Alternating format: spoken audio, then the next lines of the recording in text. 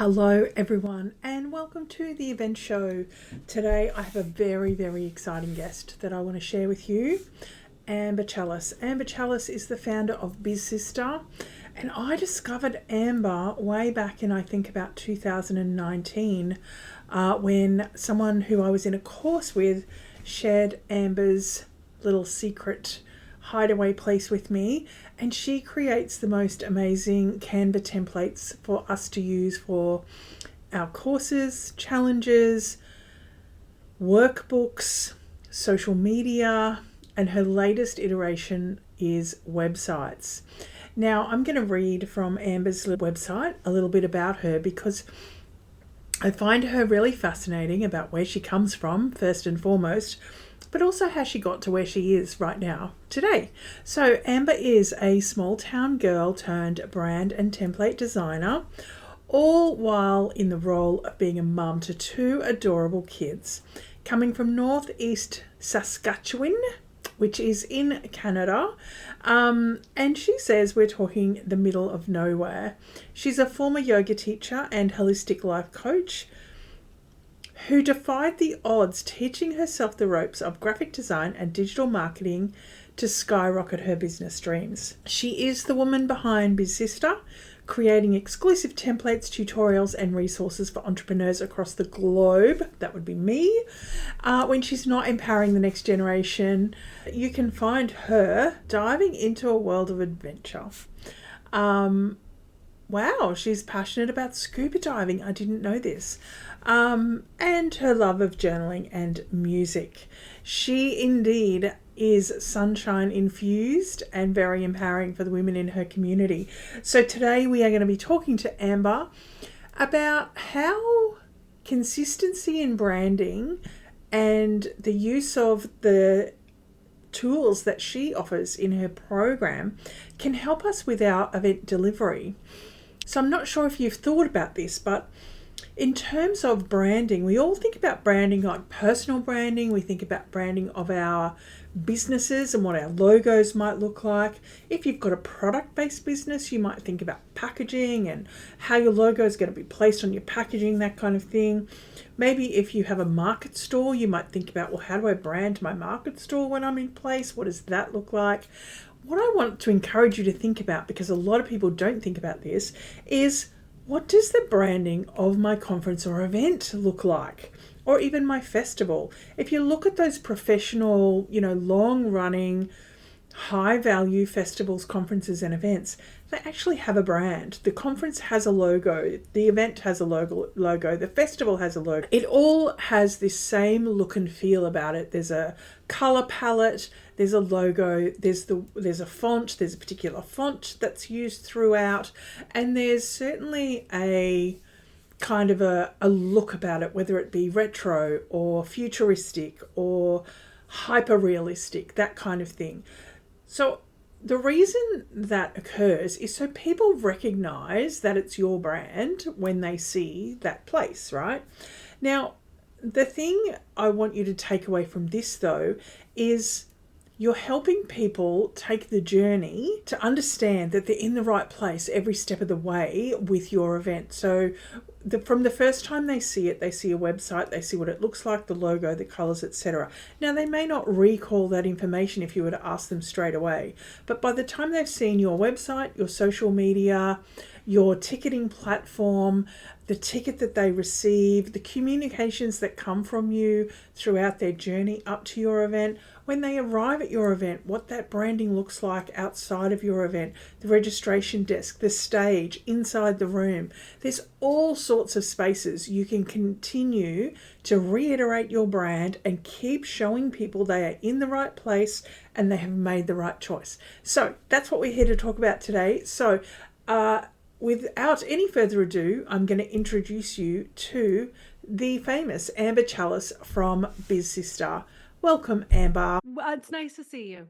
Yes, nice to see you too.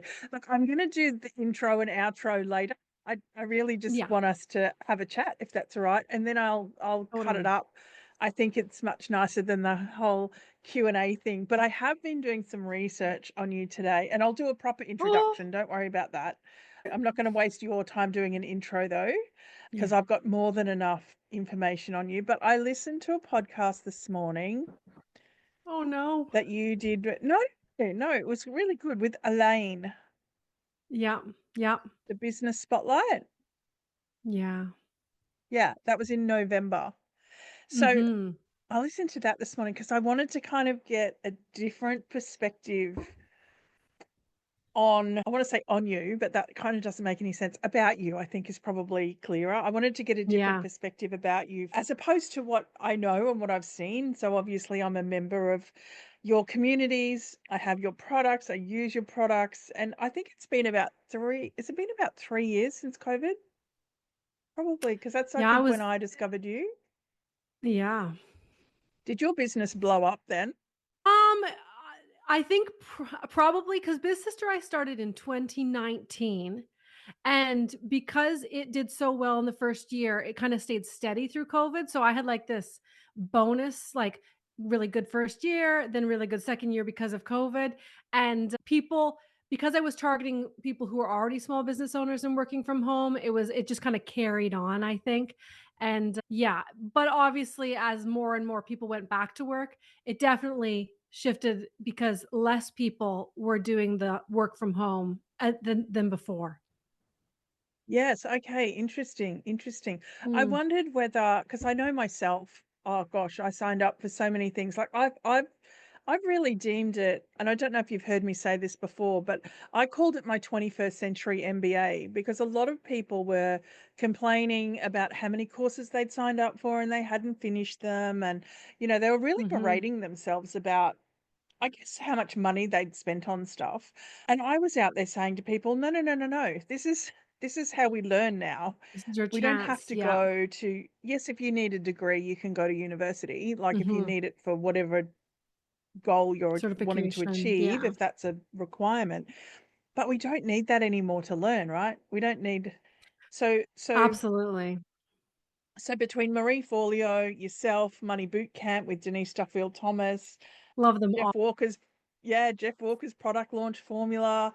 Yeah. I was in a great video marketing program called Video Director. So I had marketing, I had business development, I had product development, I had graphic design with you. Like I It's had, so empowering too, because where I live, we don't have access to the leaders. So I can't pop into a conference and learn these skills from like the experts. So those experts coming online and teaching this content is very like it basically gives you tools that we were not allowed. Essentially, we were gate kept from having. So I love online education space. And it just to me, it opens up possibility and also evens the playing field immensely. yeah, yeah. You've just sparked a thought in my mind because I'm not a fan of online events. I Mm. think they're still not done well, but you've just Yeah. sparked a thought for me in that they are accessible. They are accessible. Yeah. I've got a workshop coming up at the end of the week on sponsorship, and I've created it as a hybrid. So it is in person, it will be online, and people can participate live online, but also the recordings will be available afterwards. But I've never actually run a just specific online event, only because I think it's like Mhm. live TV, and live Yeah. TV can be dangerous, right? Yeah. It's Lots of painful.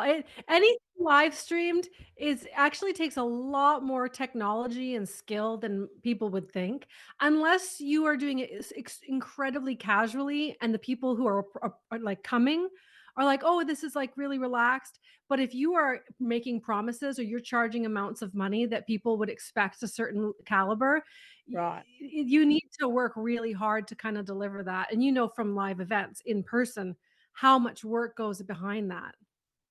And it's the same and some. Yeah. The Oh, absolutely. It's like technology, it's more work to host an online event well than it is to host a live online event well than it is to host probably a live event well, because you have all the advantages of the people connecting with each other. Like the space has its own like vibe. You have all this additional support through like the staff that are there. And you go mm, online and instantly you're going, okay, I want to deliver the same content, the same experience. So I need to like supplement it in other ways, like emails and texts and, chat rooms. And I completely agree. It's definitely online education's one thing, online live events, that is a whole different beast. Yeah. Well, I think you hit the nail on the head about the connection. And Mm, here's the again, it's just popped into my head now. The in person, it can happen organically and naturally. Not for everyone. I acknowledge there's yeah. introverts in the room that really still struggle in a live Yeah. in-person space. But online, I think everyone's like that. You've got your probably Mhm. top 5% that overtake. They own the space and they don't stop talking and then the Yeah. 95% sit back. I know when you get broken into breakout spaces, for example, two things happen. Either nobody talks at all, everyone sits there and goes, who's going to go Mhm. first? Or Or somebody takes over. it doesn't stop, doesn't Yeah. stop. So I always find myself pushing myself to be the facilitator in those rooms because I want to move people on. I'm always like, okay, you've had your turn now. It's someone else's Mhm. go. A lot Anyway, of moderation has to happen in that case. yes, and you need moderators in each room, so you need a lot more staff, I think, in an online event. Totally. And Yeah. it's a television production. When you think of what it takes to produce a Yeah. television show, live or recorded, it's massive. Anyway, we Yes. digress. I want to ask you a question about in that podcast interview that I listened to, you called yourself a website designer. You I said when try she to said, "What do you do?" distill. I know, she's like, "What do you do?" 'Cause for the layman's, I feel like that is, like, the most basic skill that I apply, but I guess you could say graphic designer, website designer. If I was talking to someone in the grocery store, if I told them that I'm, like, an online content creator, like, I've all this stuff, it's just too much jargon, whereas graphic designer or website designer, like, and when I sit down on my computer, whenever I'm not recording tutorials or teaching or talking, all I'm doing is designing either, like, website pages or pages inside of Canva, and that's pretty much it. Yeah.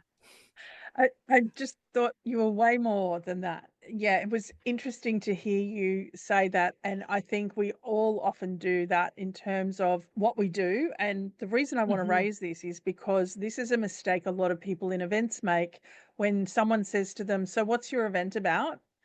And they Yeah. start talking about a speaker or they say, "Oh, it's at this place and it's on this date." And so, it's on the 24th of April and we're doing it at the Jones Centre in, I don't know, Marburg, Yeah. somewhere like that.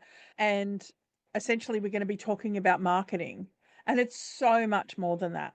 It's so much more Mhm. like, and people listen to that kind of message and go, oh, yeah, okay. It's a bit like Yeah, when I yeah. tell people I'm an event planner, they go, oh, yeah. And I think I have a really exciting job. Like, Yeah. mm, I remember one 100%. time hearing Denise Duffield Thomas saying that until she wrote her book, people just rolled their eyes at her because it was like, "Oh, like you're a coach, you do stuff online." Like it's just too ethereal for other like the majority of people to understand. So when she wrote a book, she's like, "Oh, I'm an author."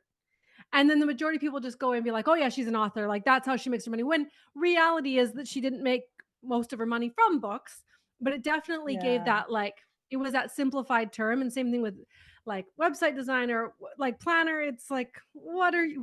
Yeah, Yeah, I agree. I agree with you. It is easier to minimize what we do, but when we try to sell it, this is where the yeah, problem totally occurs, right? different. So Yeah, when people are writing their messaging for their events or they're out and about, they're at the barbecue on the Sunday afternoon and someone says, "What are you working on?"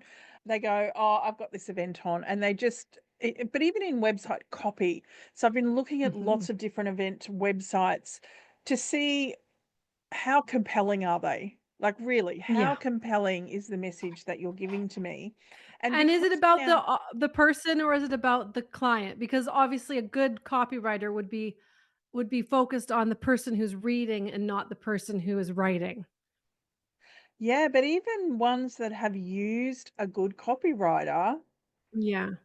still focus on information instead Yeah. of a compelling story Transformation.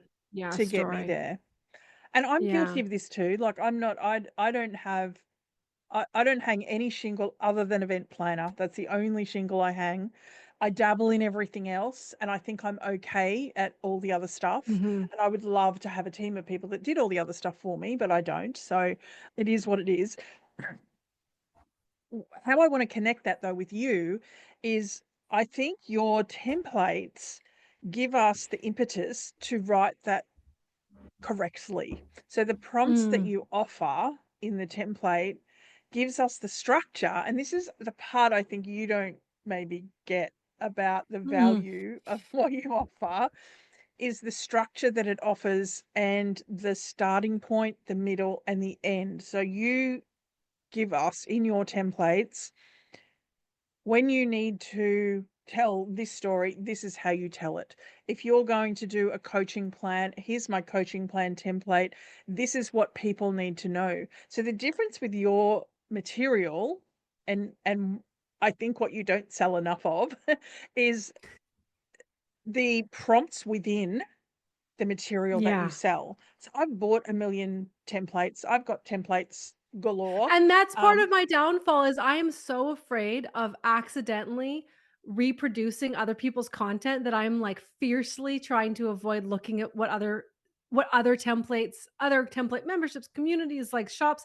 I try and avoid them because 'cause I'm like, "Oh my gosh, what if I accidentally read one and then I accidentally use the content in my own template?" And like you said, I probably don't recognize what's in mine because I don't know what's in others. Yes, yes. The ability I think you have to prompt us along the way with your examples and Mhm. not just here's a pretty frame with a picture blob in the middle and write your content here, at the bottom of it. That's what 90% of the market are doing. Whereas Yeah. you're telling us here's what to write here, here's an example of it, and now here's one that's blank for you.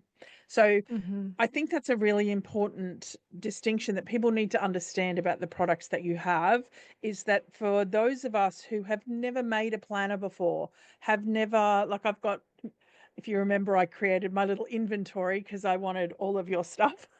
So I like to remind myself of what do I What have? you've What do yeah. I own? Yeah. The planner launch emails, the webinar launch emails, like it's you've given us here's some ideas of what you might put in that, not Yeah. just here's a top and a tail and some lorem ipsum in the middle, right? Mhm.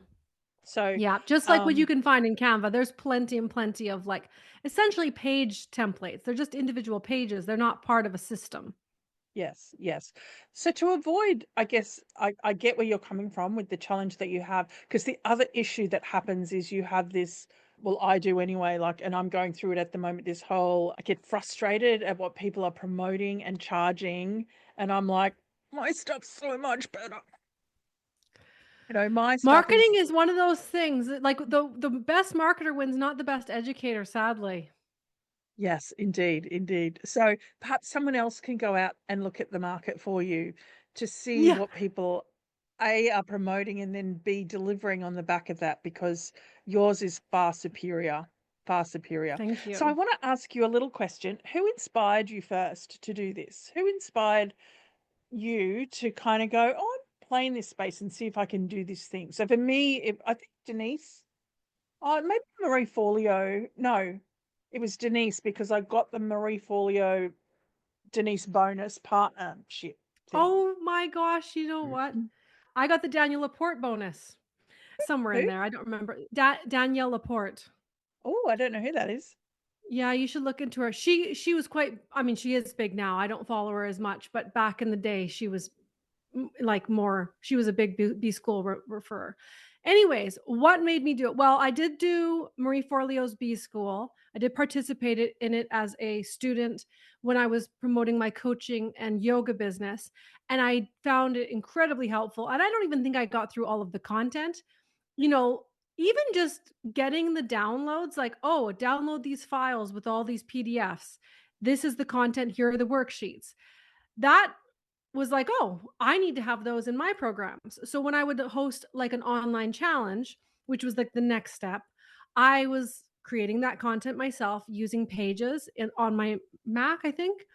And it was extremely hard to do in a quick fashion. And it came to a point where I had been invited to speak a couple times at I think it's like the local school division conferences, and I think it's for the teachers, or it might have been students and teachers. I don't remember there being a lot of students, maybe like high school students. So I'm going to go speak at this event, and I do these little workshops about self-care. And I would sit down on my computer and I would try and replicate the idea in my head, which is a worksheet like Marie Forleo would hand out to us. And with pages, it's so difficult to put anything. I even did it last week for another project and I was like, "Oh, I'm just going to throw this into pages real quick."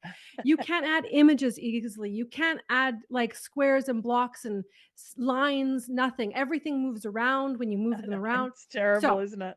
after the first, 3 times of doing that, I eventually came across Canva. I have no idea how I found it. It was probably marketed to me in some capacity.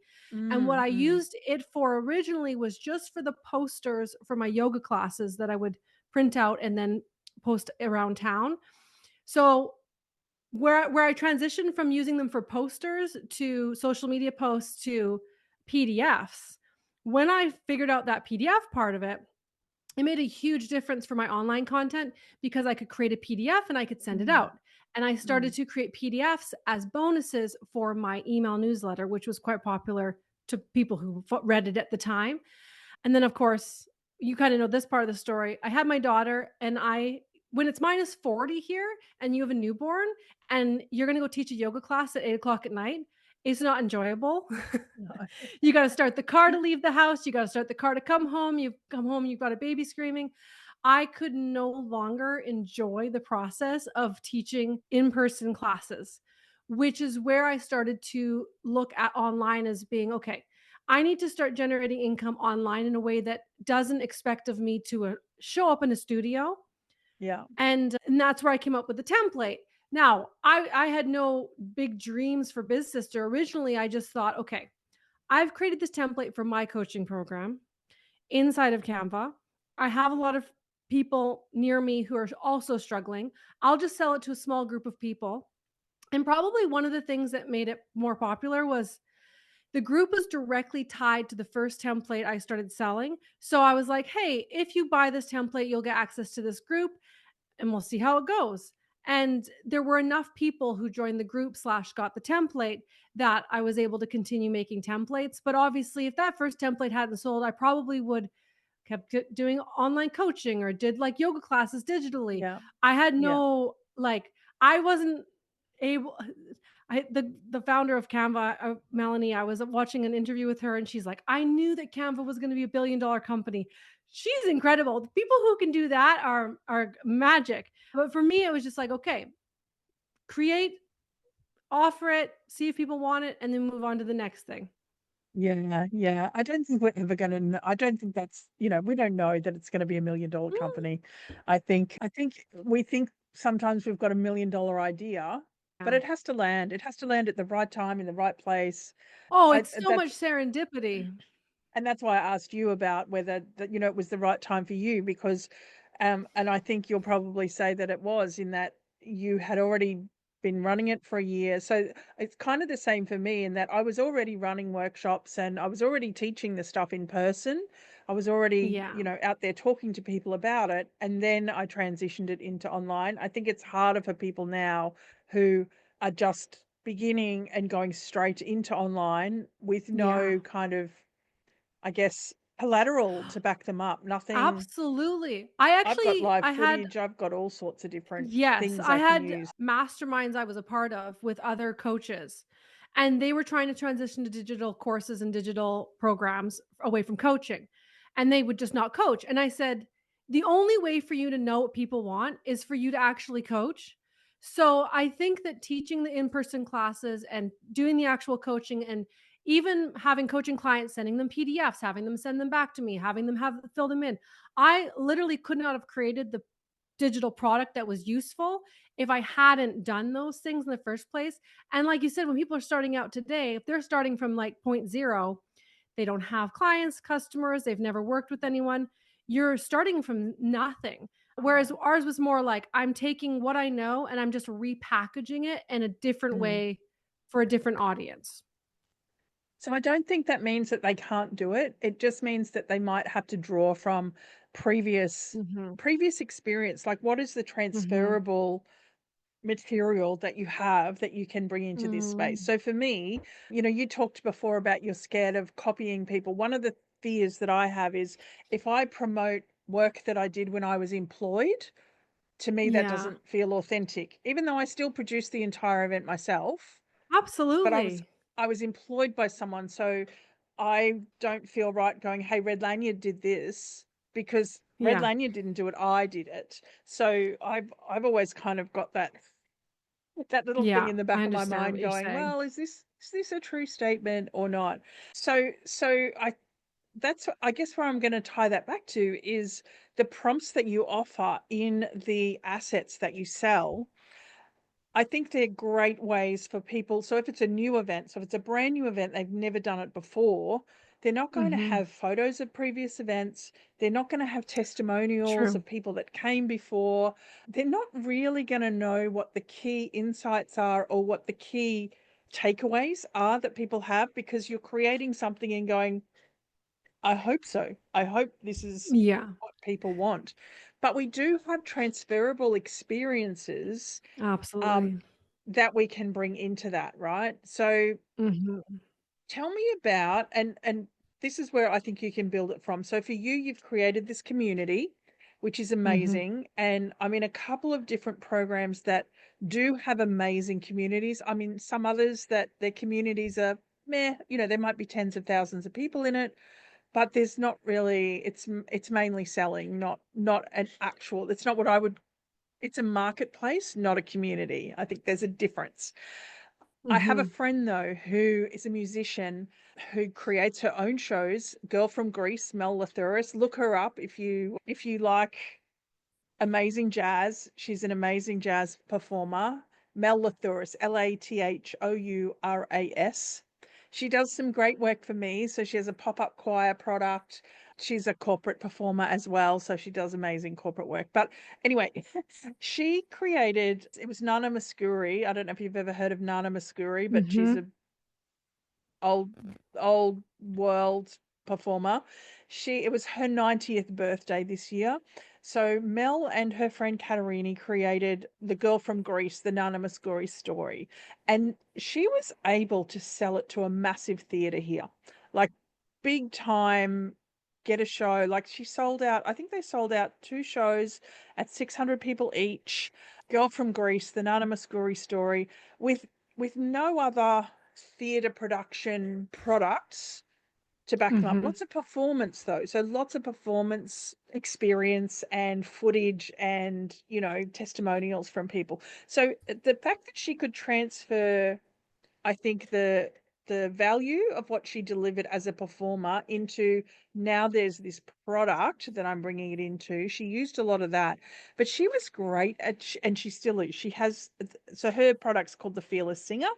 It's a membership and she offers weekly coaching essentially in using your voice as a singer. It's pretty amazing. I love that. Her community though is so kind and supportive. It's really quite incredible.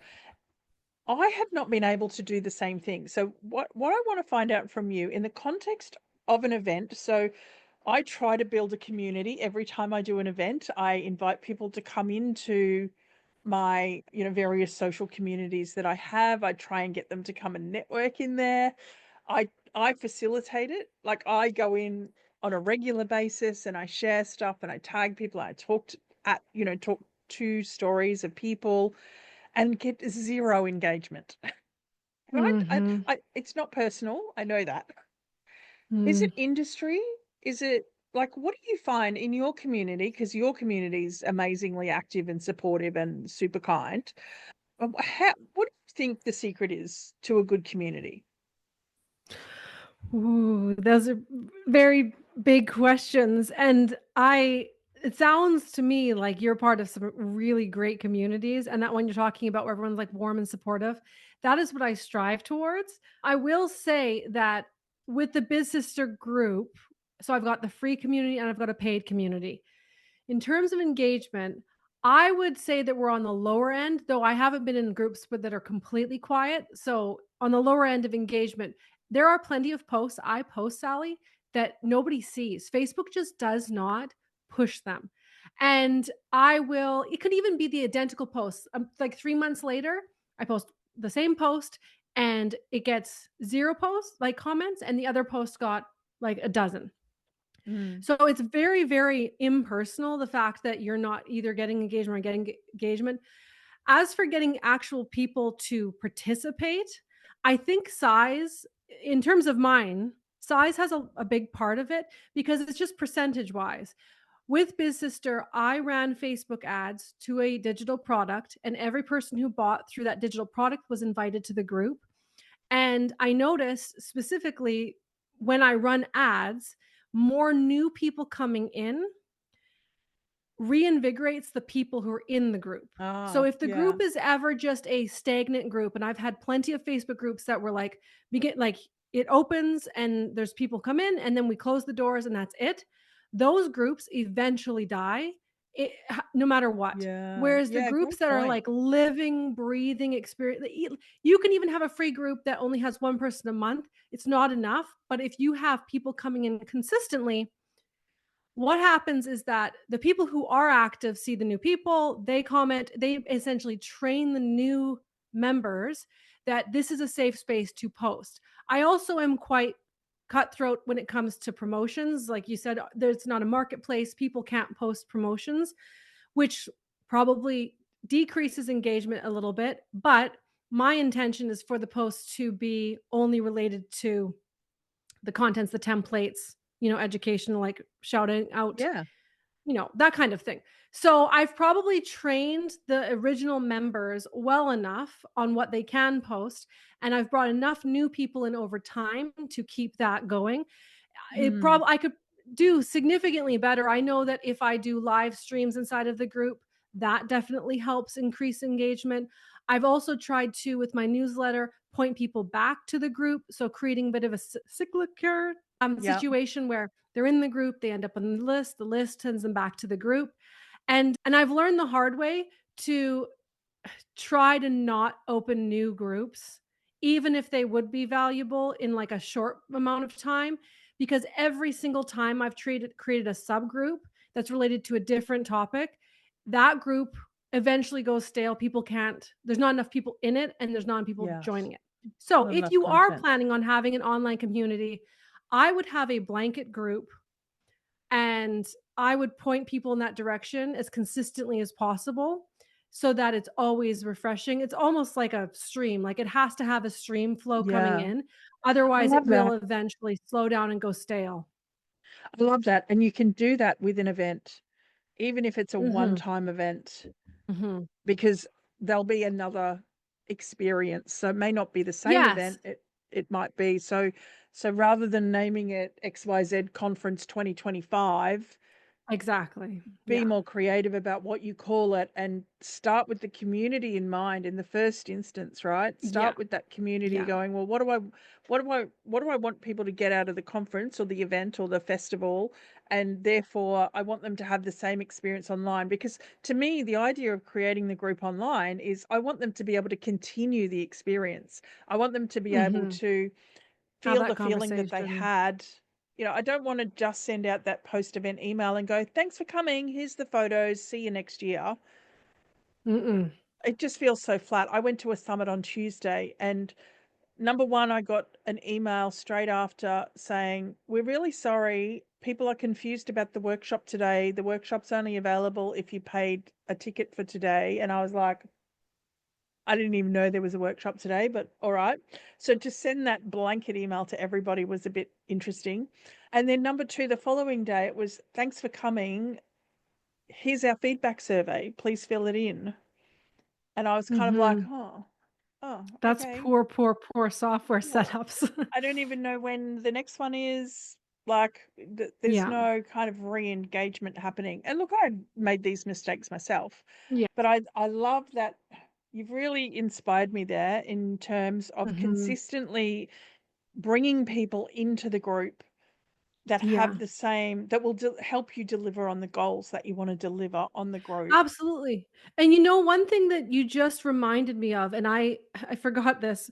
So the Biz Sister community is free and it is open to people, but there's a couple things. One, it's free to join, but it's private in that if I post to it or my friends aren't going to see the posts. It's not hidden in that nobody can find the group, it's private, which I don't like a public group. It's like a public forum. So Yeah, I agree. Yeah. private is helpful, but the second thing is that Facebook has the ability for you to grow the group organically through their search engine. And there are many people who use that strategy to grow their Facebook Ah. group.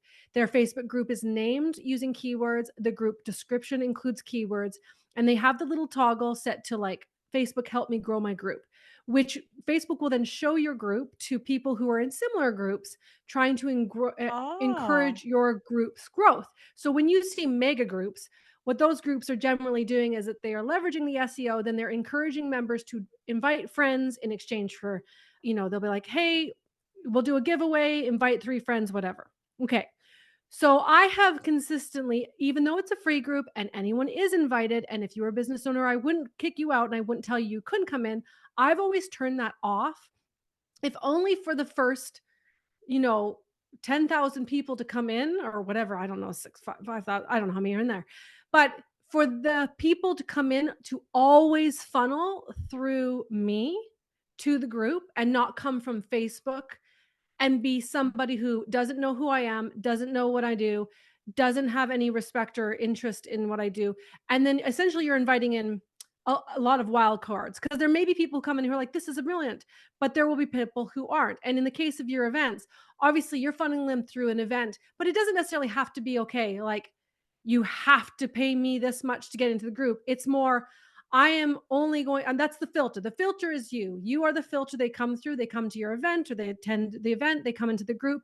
And they all have, and this is actually a networking thing where when you introduce 2 people together, you are the only common denominator between those 2 people, in which case you become like the glue. And Yes. in a way, I guess that's what I've done with the group is although I could have grown it organically through Facebook, I would have always had to educate the new people on who I am. And then Mm. I would have been starting from square one in the case of, okay, you join my list, you get invited to the group. You buy a product, you get invited to the group. Then everybody who's there has that glue that sticks them together, and like you said, has a similar energy to start with. You've reminded me of an experience I had at one of my networking events because I love to translate things into in person. I like to take Mhm. digital and try and process it analog so I can Mhm. relate. I find it easier to take the lesson on if I can translate it Yeah. into analog. And what you've just said happened to me at an event actually. Somebody brought a guest and the guest came up to me about halfway through the event. I'd never met them before. They came up to me about halfway through the event and said, "So who's here? Where's the guest list?" And I said, I beg your pardon." And she said, "You didn't send out the guest list. It's a networking event. Where's the guest list?" I said, "Well, I don't send out the guest list. It's up to you to come to the event and have And conversations and meet people." network. And look, now I do send out, like I send out the names and the companies of people who are coming because Yeah. what I do is I go, "Here's the list. Come back and tell me who you want to meet." And I will introduce you. I will make sure that at the event you meet the people that you want to meet. But I don't give contact. She wanted contact details. I don't give contact Oh, details for any wow. of that kind of stuff. Gosh, could you Really? imagine? That's my worst nightmare is people that you were like, I did not enjoy that person, but yet they still have my information. So it was really odd. I was like, "Where did you come from? Who brought you? Did they even tell you?" And then the other thing that happened to me was I did a survey after an event and somebody wrote back and said, "Look, it wasn't really for me and I don't think I'll come again." And I was heartbroken. I was like, "Oh my God, I haven't met someone's expectations. This is terrible." And then a few days later I kind of went, "Actually, they're not my customer. I don't want them to Exactly. come again. They're not the kind of person that I was there to Absolutely. serve anyway. So this is great that they were honest with me because now I can be honest with Mhm. myself." I want to say something. I want to quote you in something that you said in that interview that I listened to recently. They like the process of creating things that they can share with others through their business. That's how Mhm. you described your customer, that they like the Mhm. process of creating things that they can share with others through their business. You can apply that to yourself. When people ask you what you Yeah. do, you could Yeah. answer with that, right? You could answer with Yeah. that. But you followed that with, I have trouble appreciating the skills I have. That was one of Yeah. the things you Yeah. had. One of the things you said. And when people are creating their own event, I think this is one of the challenges they come up against as well. They have trouble appreciating their own qualities and their own ability to get on stage. So Yeah. where I think your templates can assist in this is again with that structure. So if I'm someone who's a yoga practitioner and I want to create my own retreat, Yeah. I know the outcome that I want. I know the feeling I want to give people. I know how I want people to feel when they walk away.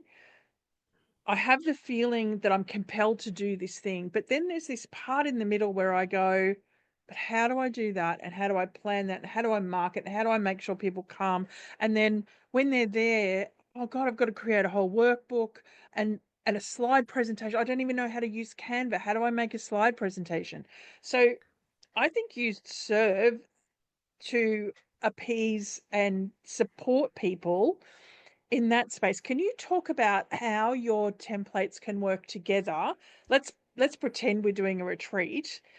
I'm going to ask you to cast your mind back. You've probably got no recollection of all of the templates in your library now. I have the inventory up on my screen, so I can remind you of any if you need.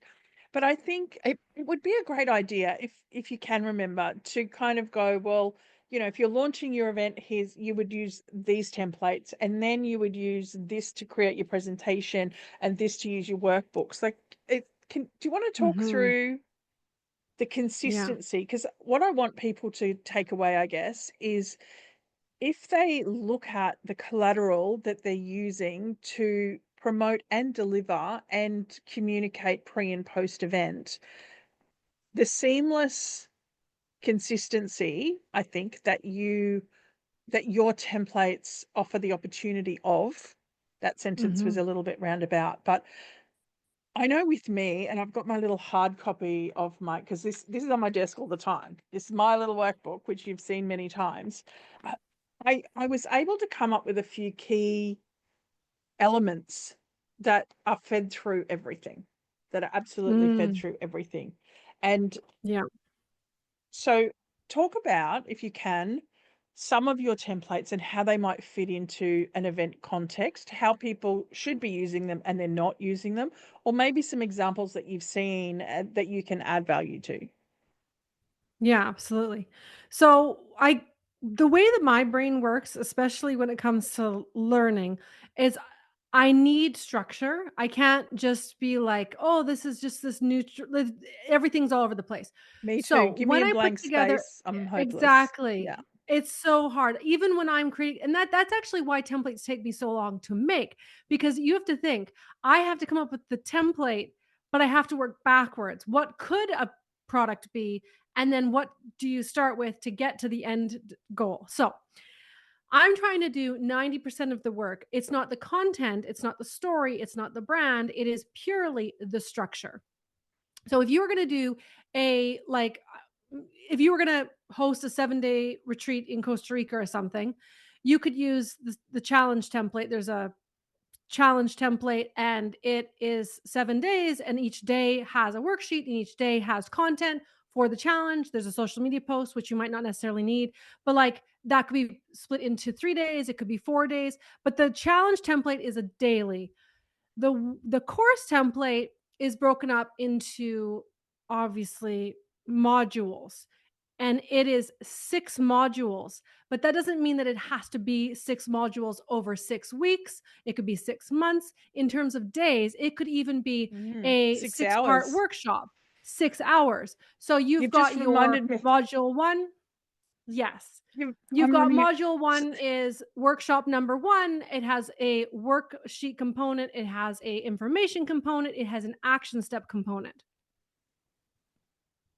And I then love it. also You've with the just course you've template, it also has the course slides, which could work with a presentation that you show. yes.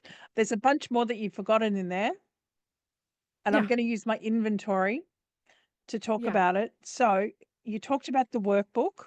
So that's got Mhm. everything needed for, so this is a workbook. Anyone Yeah. watching this podcast, I'm holding up a workbook that I use, Yeah. which is my course workbook. The ebook template you could use as a lead magnet to share a little bit about what you're going The to event. present at the event, Yes. right? You could Absolutely. even use that as a brochure. So I don't have it handy, I don't think. No, I don't. I've used the ebook template to create a brochure that I printed and took to and I exhibited at a conference Wow. because it offered the consistent look and feel across it. Yeah. Um, now, Press kit too. The press kit yes, would work well for promoting, like, what workshops were happening and who you were as a speaker. yes, that was exactly where I was going next. But the one that you've launched recently, the website, most event websites are Facebook pages. They're like Facebook events. I actually trialed and I'm going to use it. It had like all of these things are just popping into my own head. Like, why don't I use the Yeah. website template Yeah. for an event? Because Yeah. I created it on LinkedIn. I created my last one on as a LinkedIn event.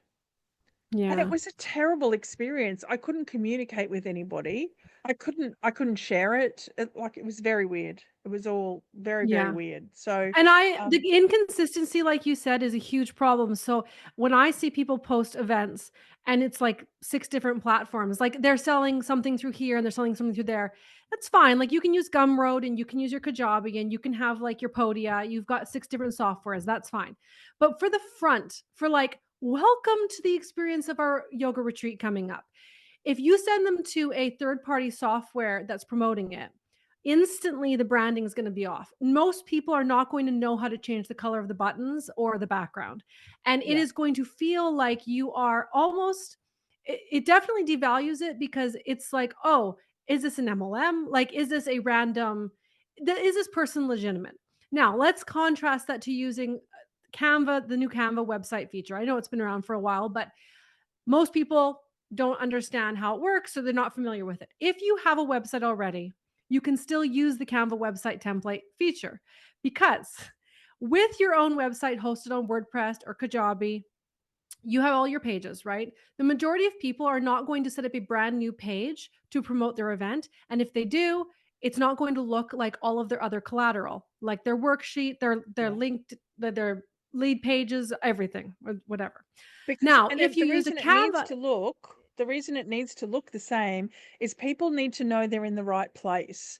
So absolutely. every step and journey that you take them on, every time you ask them to open and walk through another door, we're looking for, am I in the right Consistency. place? Have I still, oh, yep, there's that Have I sign stepped telling you to off go this into the way. void Yes. into a website from the like from Yeah. 1992? And if it looks like your other Canva content, even if it is just a single Canva website page, it could even be using the Canva domain. But if it has the colors, the imagery, it has your copy, the button colors are consistent to your branding on social media, you can have anything linked under that button. It could go to an opt-in page, a payment page, a registration page, an email link to you. Ideally, it matches, but let's say it didn't. At least the bare minimum, you have promoted your event in a way that is cohesive and Yes. therefore is more trustworthy. So, Yes. yeah, I haven't thought about it in the context of using the website for the events. And really, I think the majority of people don't need a whole new website. However, having pages built inside of Canva, website pages Mm, to promote your event or mm, your mm. past events or your testimonials. It's quicker to use, it's easier to update. That's the other thing that people don't understand is you pay a website designer, say, to build an event page for you.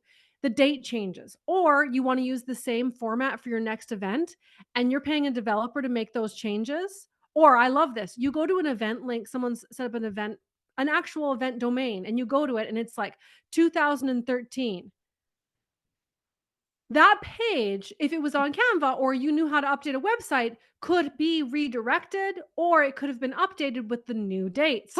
Yes, So if yes, you could yes, even have your main, it could be amberchalus.com/events. That page is on Canva. And every single time I host an event, I add it there. And that's where they go to find out about the latest event. So I think that's yes. definitely important. The other benefit to hosting them on Canva like that, so when you Google me, there's Mhm. like I'm pretty prolific online. I mean, I'm on every platform, I'm on every social network and all the rest of it. And there's only me and one other Sally Porteous on the internet, and she's a politician in Jamaica. So you'll know that it's not that's not You'll know it's me. not you. I'm not her. What I find really interesting, I have a Canva website page that is kind of like my personal, if you just want to hire me as a consultant or, just me by myself to do a project, that's what that page is for. Yeah. That's the first page that comes up. When you Oh Google wow. me, that's the first page that comes I've up. heard Pam mention that it is there's all I think that what happens with a Canva website is that you are basically Canva is giving you SEO rank. Yes. You are getting the benefit of Canva ranking in Google, whereas if you relied purely on your own SEO on your website, as much as people who love all the website, they're like, "Oh, Canva websites don't." Yes, it can compete, especially if you're trying to rank and you are just starting out. And the other thing that I keep forgetting about on that page, I actually have an hourly rate on there. And Yeah. because I forget that it's there, it actually so I don't have the fear of, oh my God, people are going to see how much I charge, or B, I'm going to have to give a quote and feel uncomfortable about that. So even if you had a Yeah. ticket price on it and you forget that it's there, you're helping people set the expectation. So when people go there and Mhm. then still talk to me, they know how much it's kind of going to cost them. So I'm not getting Yes, tire I think kickers. I'm prices is not a bad thing. Yeah, I love a price on a page. It's definitely maybe that's just my buying style, but I definitely am more nervous to click a button if I don't know even the price range. If you can at least include it inside of the FAQs, I think that's good. Yeah, I agree. I agree. Um, all right. So the other thing that I loved you talking about, and I think lots of other people can take on board, is learning it myself first, then turning it into teaching it. And I do the Mhm. same thing. So I still produce events for myself and for other people, so I can get that context, so I can understand, if I'm teaching this, what are the challenges you're having creating your own events. But I also provide services to teams and corporates and people who are working for other people, so they have other people that they're answerable to. So being able to do that myself, I know the Yeah. challenges that they're facing. Do you want to talk about, did something drive that decision in the first place, or is that just a value within you that you feel like you should do anyway? Oh, I am s I think I probably believe this to a fault because I definitely I restrict myself quite heavily against creating things that I don't have experience with, and even with Biz Sister, I I always want to try it, do it, experience it, go through the experience myself, and if I don't do it, I don't feel like I am entitled to share that information or teach on it. And contrasting to many people who feel the exact opposite way, where they're like, oh, this is valuable. It will make me money. I'm just going to sell it, whether or not it's something I've experienced with. Could I still make templates based on secondhand information? Sometimes I have to take that information and kind of like funnel it back into the templates like, "Oh, you have a request." I can kind of like navigate it, but it I definitely do value having the firsthand experience myself in order to make those changes. So let's use the website template as an example. When I started my business in the first place, I created my website using the free WordPress plan and then I transitioned to normal WordPress. And it got to the point where, like you spend a lot of time working on these websites. And I had a lady steal my entire website design, including my logo. This was like Oh, wow. many moons ago, maybe like 2012, 2013. Anywho, I was sad and I was like, disappointed. But like you said, you can take your past experiences. Every minute I've spent on an about page or I've spent on a worksheet, it definitely feels valueless in the moment because I can spend 8 hours trying to figure out and navigate where things should go. But it has been that many years of me doing it for me to like more quickly complete a task. Whereas Yes. let's say that somebody was new coming to this exact same thing, they want to get to the same outcome. If you don't have that to build on, it's going to take you so much longer. It's going to, it's, you have to experience it to learn what works, what doesn't work. Now, once you've gone through it, it might be painful, but you can definitely create higher Mm. quality content based on that experience. So maybe that is part of like the secret sauce, if you will. And that's also why I don't feel comfortable teaching people how to sell templates. So there's like this weird disconnect. I was a coach and teacher, and I did live workshops and retreats. And I take those, I create templates out of them, and they sell the templates. Could I go ahead now and be like, oh, look, I've made money selling templates. You should learn from me. I don't know really how to teach how to make templates to sell templates in a way that's really scalable, sustainable, useful. And people, I don't think that is the biggest transformation I'm going to make in the world. However, having experts who don't have the time and the expertise to go through an entire page and add links and buttons and text in the exact order they need to be to Mm. translate their knowledge to people, to me, that is Yeah. more valuable than having people creating empty templates in the world. Yeah. So Yeah. Yeah. I don't value what I do as much as I value the people that I create the templates for, what they do. And seeing some of the feedback that you're getting on those, like Mm. seeing people in the group go, like you can see their life has changed. Like you wouldn't think a website can change someone's life, but they're coming back and going, I can start my business now. I can actually Mm. open my doors now and say, I'm open. Like Yeah, that's what you've empowered them to do, which is really cool. Really cool. Well, this has been amazing. makes me happy. I won't take up too much more of your time. I guess the takeaway that I want people to have here is now it's really funny that you should mention that because I think I have a skill in branding and marketing and communication and Mhm. messaging and all that kind of thing in the context of events, but I've not studied it. I have never done it as a job. I've only ever done it for myself.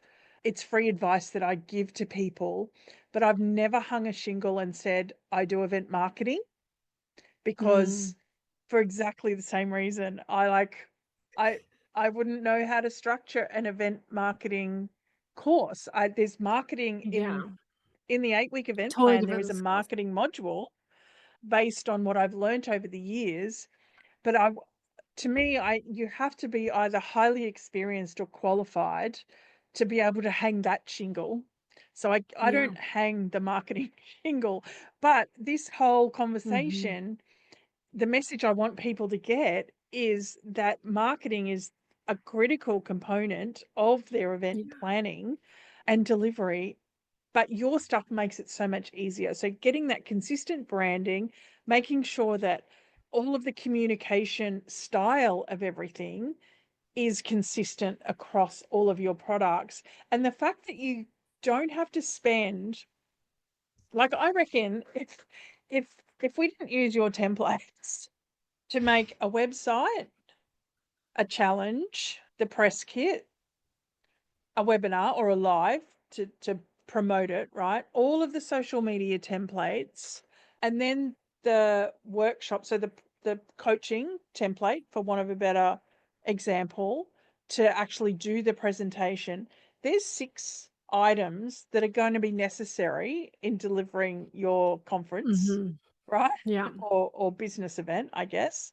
Gosh, if you had to create all of those from scratch, Well, and you know the answer because it's taken me how many years to create the templates? I know, Like, if I you know. hired an actual graphic designer to go and create those assets for you, I mean, it'd be expensive, but also they wouldn't have been taking the knowledge of hosting and running live events to create it. So it's definitely not, it's hard to do it on your own. It's also, even if you had all the money in the world, it's actually, this is something that would be hard to hire out, because Yeah. not graphic designers are not event hosts and event creators. Graphic designers aren't necessarily podcasters and authors. They don't like host online challenges. They don't write ebooks. So the skill Mm. of being a graphic designer is very separate from being the expert. And although you could be an expert, and if you put all of your time into learning graphic design, that's taking away from your craft and working with people. Or you could take all of the money that you make from your clients and you could pay a graphic designer and they could potentially create your content, your asset. So, hey, can you please make me a lead magnet for my retreat that's going to be coming up in 6 months? I want a lead magnet. I want an opt-in page or a landing page for it. Then I want a page promoting it, and I want ticket page. You pay someone.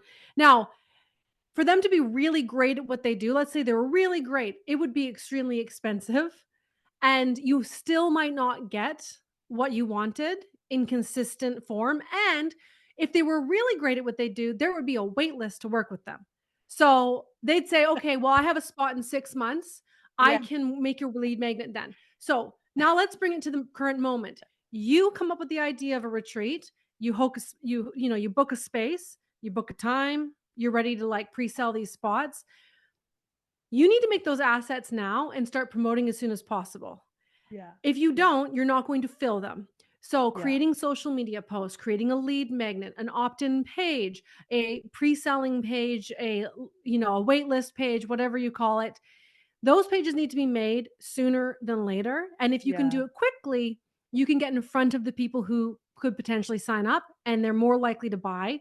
You said, I love this. To me, testing is everything. So if you're thinking about hosting an event or retreat and you have an email list of any size, send 2 emails.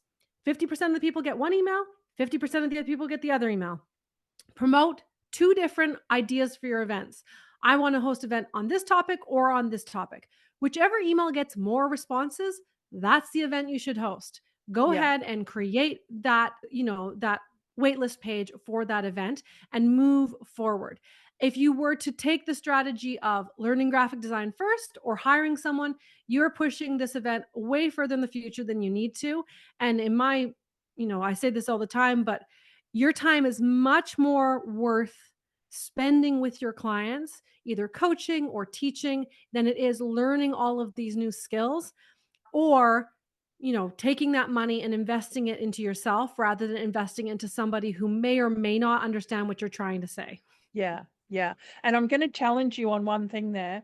Don't book the venue and don't choose the date Oh, before you I do don't know any of anything that. about that stuff. No, the only reason That's I say definitely not that, my wheelhouse.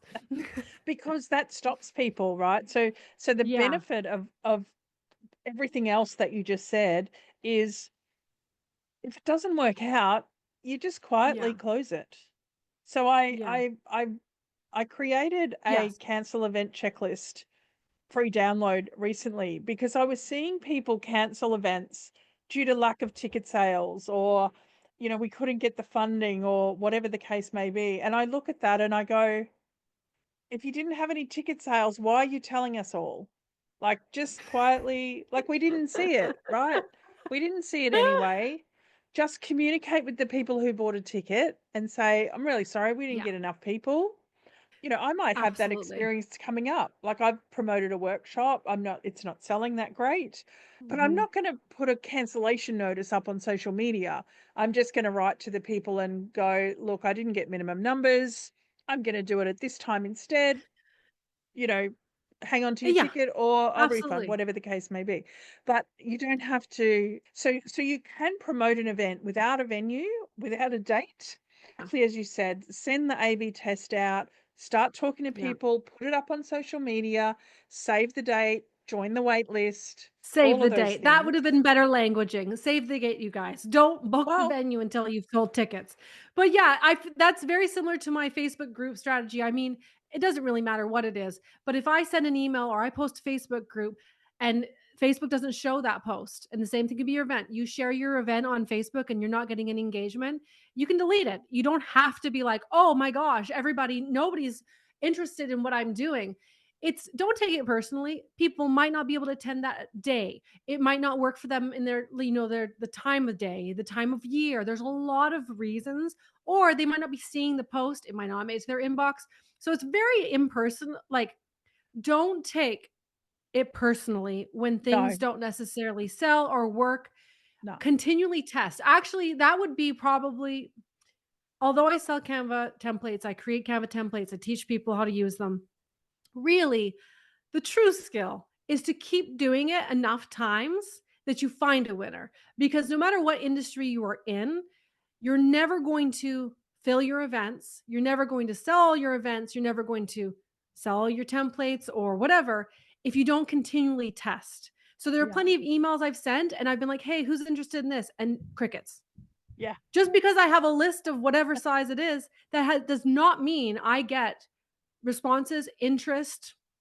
I've opened up like, like, oh hey, who wants to do coaching? Nobody interested. Like, it's just like on the other side of the planet, like not interested.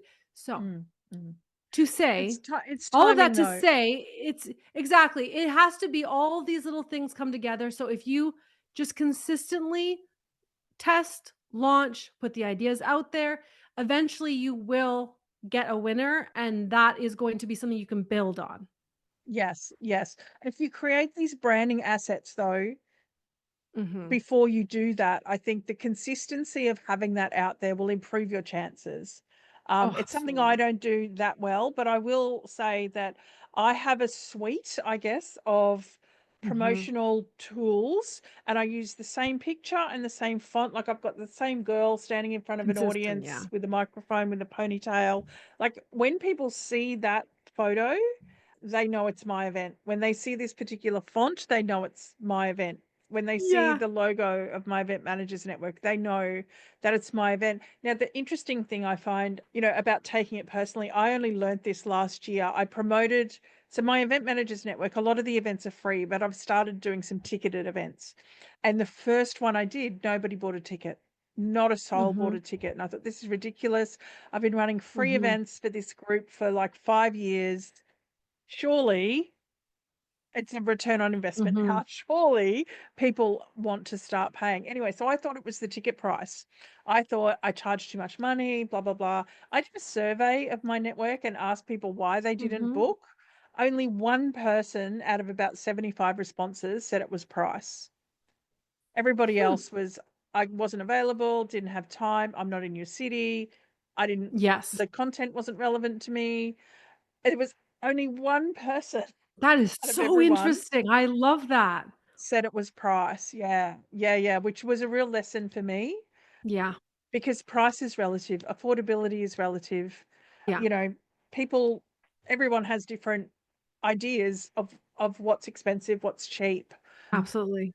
what's affordable. So, yeah, anyway, but Yeah. have enjoyed our conversations much. I think we should do a monthly podcast on this. Isn't that, it's there's so many interesting parts to it, and I could tell, like, the stories, I love listening to your stories about, like, where you've come up with ideas, or, you had experiences that taught how, that has influenced the way that you do things. And really, as the world keeps shifting towards more automated content, events is gonna be it. Events and experiences, Absolutely. real Yeah, people, yeah. that is going to be the thing that sets you apart. So, Yes, thank you for indeed. everything that you do, and I appreciate you meeting with me and, like, listening to my story. I It's been such a joy. Oh, I love your story. I love your story. I love that you live in a tiny town. I love that you went, you know what, this in-person thing that I'm doing is not scalable. It's not manageable with small children. And you had the courage and the opportunity to shift it into something different. And I think that's the beauty of the online world, right? That's the beauty of having an online business now. Yeah. I'm the same. Yeah. Like I could probably serve 20 people in an in-person workshop. Like that's how much energy, like reserves I have to serve Yeah. people in a face-to-face workshop. An event's different, a conference is different. I would get other people to Yeah. participate as well. But if Yes. I'm just delivering a workshop, then I've got the energy for about 20 people. Whereas online, I've probably got the energy for about 100 people. You know what I mean? Mhm. I've got way more Yeah. energy for people online. Now, I'm going to ask you one final question. Tell me Yeah. about your favorite event that you attended in person, whether it be a concert, festival, conference, business event. What's the what's the best experience you've had at an event? Oh, that's, like, really, like, exciting. Oh, there's so many events inside of my little brain that want to play the game with me. I went to a retreat in Costa Rica. It was my reward, not my reward. It was my pre-baby, like, freedom experience. I guess maybe it was, like, the year before, but it was by Deb Kern. She is a teacher. She actually was the officiant at Kate Northrup's wedding. So she's like a spiritual teacher. Okay. And she hosted an event in Costa Rica, and it was like this week-long retreat. And as like a very small budding entrepreneur, I could only afford the shack at the bottom of the hill. And there were a couple people there that were bigger names than I, you know, would have experienced meeting in real life. So it was cool to go and basically see people that I'd never seen before in real life and participate in the retreat. And it was a beautiful location and the food was wonderful. And it definitely was a bigger experience than I was used to being a part of. It was a big leap in terms of like how much it costs for me to invest, in myself to go. Also put me in an environment with people who I would never in a million years be near. Like it definitely opened up my eyes and was a treat. And I think that events are just like real life true events where you put yourself with people, they change you. Yeah. Education is one Oh, I thing. love Like, that. I consume an immense amount of YouTube content and educational content and podcasts. Like, I'm just like funnel it into my brain. And it definitely changes your skill level, can upgrade your skill level. But who you are changes way more and way faster and way radical when you change who you are around in person. And I'm very isolated, so where I live, I don't have access to those experiences. So when I do attend events like the retreat that I went to of Deb's, it was like taking me and amplifying me to a different version of myself. It's like going into a That's different beautiful. universe. You I only love it. change if you change where you are. So, Yeah, that's amazing. And it's so true. I had the same experience. I've had the opportunity to spend time with, you know, female multi-million dollar business owners. I think you're probably one of the yeah. first that I got to have a conversation with. And that, as you say, that changes you. But it also, I had an experience recently where I went to an event at a very fancy hotel, very, very fancy Yeah. hotel. And I had been spending a little bit of time, cost of living crisis, I don't know Mm. what it's like where you are, but in Australia, there's a lot of conversation that lots of people are struggling, warranted. Yeah. So you sort of start to go, oh gosh, should I be hanging on to this, hanging on to that? Should I start to be building my bunker? And maybe I shouldn't sell my thing for that much. And maybe I shouldn't put that event on. Maybe I should keep doing them for free because no one's got any money. Yeah. And then I went to this Yeah. event in this very fancy hotel where there's a Rolls Royce parked out the front, like a big SUV Rolls Royce, like a $1 million Yeah. car. Can't even There's imagine. the brand new electric Porsche, like every fancy car, Ferraris, Lamborghinis, all the rest of it are parked. They've just Yeah. actually won Best Australian Hotel of the Year, which is the Carlisle in Brisbane, which is a Wow. gorgeous hotel, amazing service. But when I went there, I was like, oh my God, this money, that people want things, people want to do stuff. They do. Yeah, Like, and what people value for money, like, my husband and I talk about this a lot because berries are getting expensive, and I'm like, "Eventually, we're not gonna be able to afford fresh fruit, and, like, by the time it gets here, it's rotting, and it's twice, 3 times the price it should be."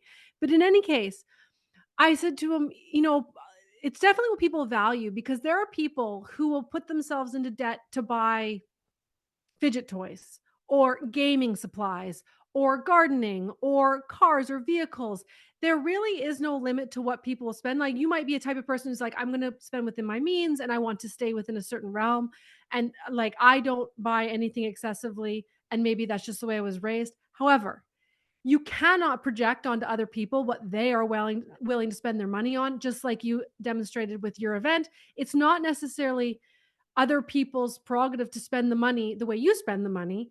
And Yeah. therefore, the money just, it's where it's Yeah. allocated and what people value. That's what's changing, definitely. But it's so important to hang out in the Yeah, spaces and the places and with the people who are doing what you aspire to do, or the people that absolutely. you want to bring into your network, into your circle. I think that was such a great lesson for Mhm. me. And you articulated that so well. I think I'm going to steal some of those quotes for when I promote this podcast. Absolutely. They were very good. Absolutely. I It's never been a know what I'm joy. saying until after. Yeah. Oh, I know, I know. I'm the same. I actually wrote a newsletter about it the other week that, sometimes I'll read something I wrote like a year to 5 years ago and go, that's really clever. Who wrote that? And then I'm like, oh, it was me. It just pops in, Who right? knows where all And this comes from? Yep. the purpose of the story was the knowledge. Like, if you think you're like, lots of people are out there saying, oh, I've done enough courses, I've done enough, I can't buy another course, I've got so much information already to consume, I can't consume anymore, or I'm not going to remember it. And the story was about me doing an MBA and wondering how on earth was I going to remember all this technical stuff that I had to, like, and Yeah. mainly for an exam, because you had to remember it obviously to do the exam to pass the course. And I was really surprised at my brain, because I don't consider myself academic, or someone who's clever, smart, like book smart. And so I was really I feel the surprised through same. that. Yeah, surprised through that process that when I needed it, the information popped out. So it's sitting in Mm. there. It's all just sitting in there.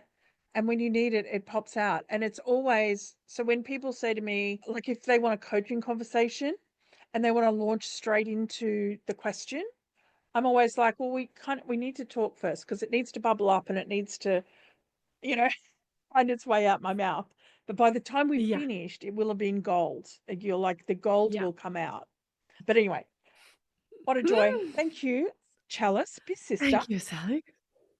I've loved So chatting good with to have you. you here. I'll let you go serve your babies. How old are they now? Oh, I can hear them shouting up there. Isla's Oh, 6 you and poor Theo thing. turns 2. He turns 2 on the 31st, so we're at the end of the month. And I'll Wow, have a it's only been two-year-old and two no more years. baby. I know. Oh, I oh, don't how think well delightful. in the first year, so I'm coming back out of my, like, baby brain. Because with Isla, I think it took me 2.5 years to, like, start thinking on all cylinders. So I'm still within that 6 months of starting to think completely top of my game, but I'll get there. I'll get there. So what's next on the agenda for you? What's your next Personally or in business-wise? the business? Oh, I I'm working on a few more pages for the website template as time takes me all that jazz. Like, big picture, I would like to launch a YouTube channel. It's on my list. It's always on my list. I move it weeks ahead of me. I'm like, eventually I will do it. Partly because I want to do it right from the start. I want to dedicate true energy to it. I don't want to be like, oh, I'll, launch a video here or there. I've recorded enough tutorials that I feel confident that I could do YouTube, but I also want to give it a good chance to really work well. Yeah. Maybe 3 videos a week kind of thing, not just, like, occasionally. So, that is on my list when I finish making templates and videos and pictures for people that I need to do right now. Once I kinda get some of this stuff caught up, then I wanna transition and start working on YouTube, because I don't feel like I have a good answer right now for people looking for more traffic. So when someone comes to me with their business, they're like, "Hey, I just don't have enough people who are in my world to buy from me." And I can't say to them, "Well, just run Facebook ads." Like, I could profitably run Facebook ads for a time, but it's hard to do. It's very expensive and you might not be able to make it work. So I always Mm, say, you need a podcast or you need YouTube. There's really no other way. I mean, you could do TikTok if you want to dance and do whatever, but really, podcasting or YouTube, they're your best bets. YouTube works with Google. It's a search engine. If you answer enough questions on YouTube and you create enough content for your audience, you will have people coming to you. And if you have a funnel set up, it will work for you. If you resist the urge to do it, people just will not find you. And also, this is a big trust thing. So podcasting is a really good example. When people hear your voice, they are way more likely to trust you if they've spent hours listening to you. I've had a podcast in the past. And like I said, I want to do a YouTube channel. People build relationships with you when, I think they call it a parasocial relationship. So when you are recording these videos and you are consistently putting them out, or podcast episodes and you are consistently putting them out, there's no better way to build up rapport and relationships with audiences that you can then sell to, work with, invite to your events. There's just no other way. And I tell people to do it. I don't do it right now because I don't need more people coming into my life asking for me to make more things. However, when the time comes and both kids are in school, I'm going to want a way to build my audience, and podcasting and YouTube will be the thing. Yeah. I'm happy with inconsistent. I know consistency is better. I have a YouTube channel and I have the podcast. I'm happy with inconsistent because I think for me, I try to be consistent, but my brain doesn't work that way. I get bored and move on to the next thing, and then I'll come back to it and go, oh, that's right. You were going to do that podcasting thing. Mind you, selling. So, you talked before about your paid Facebook group and your community, your unpaid, your free one. When people pay me for something, that's when I have consistency. Absolutely. When I get paid for running a and that's probably program, a big part of why YouTube doesn't feel like a priority, because with the templates, if I add to the templates and I work on a template or I create a new template, that is for people who've paid. And it's definitely harder. And I've said this to many people, pre-sell it. Pre-sell whatever it is you plan to make, because you are way more likely to complete the task than if you didn't do it. Yeah, exactly. And it's especially when it's long term. Like I've got a 6-month program and an 8-week course. Like I can stick to the 8 weeks. I can keep delivering the same level because I've committed to serve them for that period of time because they've paid me for the privilege to do that. So yeah, awesome. Well, I'm excited to see that roll out. I'd love to see a book out of you. I think you'd make an awesome author. That would be that. That feels like a great stretch goal for me. No, I think you've got amazing story in your journey, particularly bridging pre-COVID, post-COVID, the online business boom, how people found you. Because I think I found you through MR Mason, who had found you from Denise Duffield Thomas. I think maybe she found you via DDT. Yeah, she commented on one of my ads. I specifically remember where I was, and Denise commented on one of the ads for the workbook template. I don't remember what she put even, but it was thrilling. I bet. And she did buy it. You'd be like, oh my God. Oh my gosh, it's a celebrity. Yeah, cool. No, that's a good recommendation. And thank you, Sally. I can hear him screaming, thanks, so Amber. I should go and get that. I'll let you go. I could talk to you all day long. Thank you so much. Ciao, everybody. Have a great day. Bye. Thanks, Amber. Bye.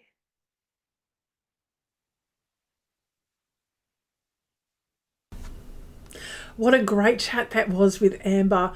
There's so many incredible things to take away from this particular episode. I know it was really long and I hope you stuck with it, but I just couldn't stop talking to her. It was so fascinating along the way. Now, all of the things that we talked about are going to be summarized below in the show notes, and also any links to stuff that we talked about is going to be down below in the show notes as well. Now, if you didn't catch throughout that podcast, the 8-week event plan is coming up soon. Now, I've added some brand new modules to this one in terms of how to run an event business as a side hustle. So, maybe in this time you're you're a bit concerned about your job. Maybe you're worried that you might lose your job or something like that. I'm adding some modules into this next round that are going to help you have an event business as a side hustle if that's something that you're interested in. So not only are we going to learn how to process orient our event planning. So you might know how to plan an event. Lots of people know how to plan events. It's not really a difficult thing to do, but doing it in the right order is the most effective way to do it and the most efficient way to do it, and you'll have much more fun if you do it that way too. So not only are we going to do that, we are also going to be talking about how to run an event business as a side hustle. So you don't have to quit your job, you don't have to quit your other businesses. If it's something that you've been thinking about, playing with, going, I wonder if this event planning thing would be all right for me in my business, this is a great opportunity to jump into the program. It's still at its original price. It's not going to be at that price for too much longer, and we're going to play around with this business idea this time as well. So go to 8weekeventplan.com. I'll link to it in the show notes below, but I look forward to chatting with you again at the next podcast episode. See you soon. Bye.